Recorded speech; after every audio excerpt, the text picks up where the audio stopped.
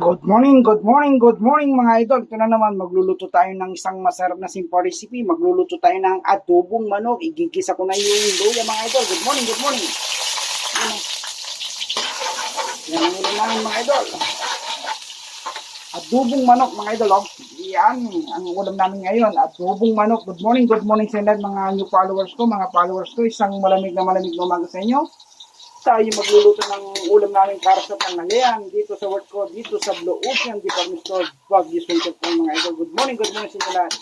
Yan na, ginigisa ko na yung luya mga idol. Yan, good morning. Yan, lalagay ko na yung onion at saka garlic mga idol, pagsabayin ko na. Yan.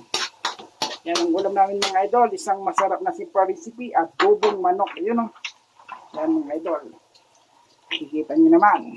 Yan ang ulam namin ngayon, tanghalian, adobong manok with potato, mga idol. Good morning mga idol. Thank you po sa panonood nyo sa aking reels sa Facebook. Good morning mga idol. Thank you.